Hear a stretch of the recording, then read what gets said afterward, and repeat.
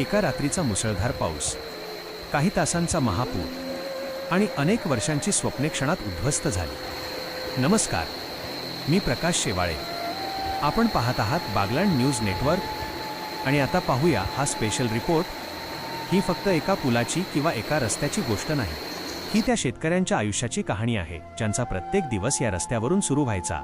ही त्या कुटुंबांची वेदना आहे ज्यांना आपल्या आप्तस्वकीयांना अखेरचा निरोप देण्यासाठी अमरधामकडे जाण्यासाठीही आता मार्ग उरलेला नाही। बागलाण तालुक्यातील आनंदपूर येथे करंजाडी नदीने यंदाच्या पावसात भीषण रौद्ररूप धारण केले।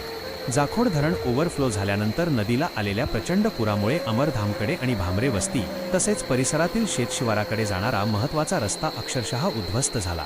अवघ्या 2 महिन्यांपूर्वी ग्रामस्थांच्या अनेक वर्षांच्या मागणीनंतर या ठिकाणी फरशी पुलाचे बांधकाम सुरू झाले होते। काही भाग पूर्ण झाला होता तर उर्वरित काम सुरू होते, मात्र निसर्गाच्या प्रचंड तडाख्यासमोर हे काम टिकू शकले नाही। पुराच्या वेगाने पुलाचा काही भाग तुटून मोठे भगदाड पडले आणि लाखो रुपयांचे नुकसान झाले। याहूनही वेदनादायक बाब म्हणजे पुराच्या पाण्याने अमरधामचाही काही भाग वाहून गेला। गावकऱ्यांसाठी हा केवळ रस्ता नव्हता, हा त्यांच्या भावना, संस्कार आणि आयुष्याशी जोडलेला जीवन दुवा होता। आज या रस्त्यामुळे सर्वाधिक अडचण शेतकऱ्यांना होत आहे। अरविंद भामरे, शरद भामरे, सचिन भामरे, अनिल भामरे, मधुकर भामरे, समाधान भामरे, शांताराम भामरे, शांताराम भामरे, केशव भामरे, अमोल भामरे, शिवा भामरे, संदीप भामरे, अजय भामरे, रोशन भामरे, नयन भामरे, दीपक भामरे आणि तेजस भामरे यांच्यासह अनेक शेतकऱ्यांचा शेतात जाण्याचा एकमेव मार्ग बंद झाला आहे।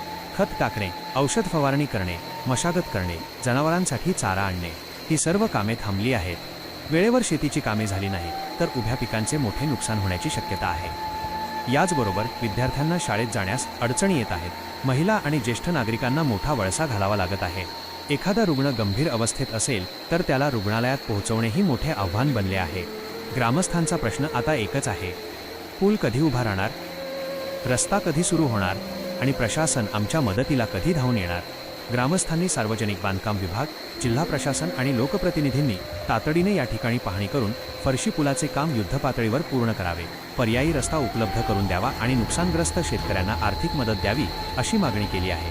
कारण हा केवळ रस्ता नाही, हा आनंदपूरच्या शेतकऱ्यांच्या उदरनिर्वाहाचा श्वास आहे, हा गावाच्या अस्तित्वाचा जीवनदुवा आहे। या घटनेबाबत तुमचे मत काय, आम्हाला कमेंट करून नक्की कळवा।